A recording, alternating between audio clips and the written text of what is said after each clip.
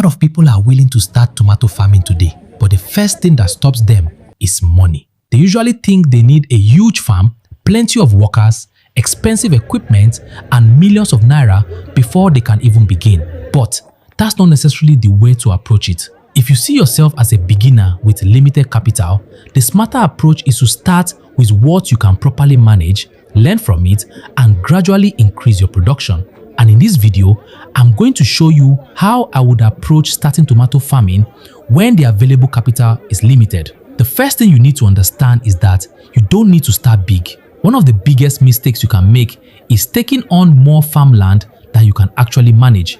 If you have limited money, start with a size of farm that allows you to properly handle the important things, especially your seedlings, fertilizer, water, pest and disease control, labor, and harvesting, because having a large farm that you cannot properly maintain is not an advantage. The next thing is choosing the right tomato variety. This is something you should take seriously because not every variety will perform the same way in every location or season. Before buying your seeds, understand the variety you're buying, where you intend to plant it, the season you're planting in, and the conditions that variety performs best under. Don't simply buy a seed because somebody told you that it produces plenty of tomatoes. Find out whether it is suitable for your particular farming conditions. After that comes the nursery. This is one stage where you don't want to be careless. Your tomato farm starts long before you transplant the seedlings into the main field.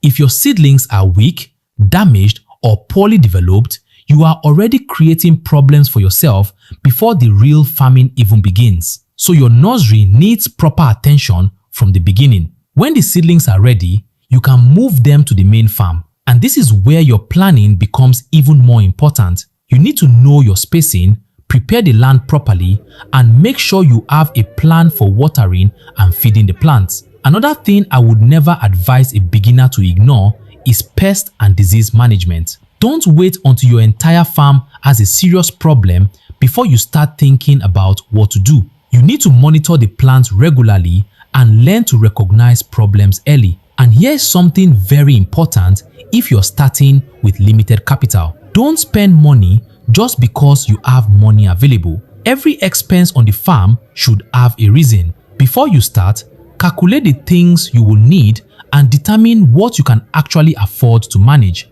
Your goal with your first farm shouldn't simply be to have the biggest farm. Your goal should be to successfully take your tomatoes from planting all the way to harvest and understand exactly what happened at every stage. How much did you spend? What worked? What didn't work? Where did you lose money? What would you do differently next time? Those lessons are extremely valuable because when you eventually increase your farm size, you are no longer starting from zero. You are building on experience. And that's how I think a beginner should approach tomato farming with limited capital. Start with what you can manage.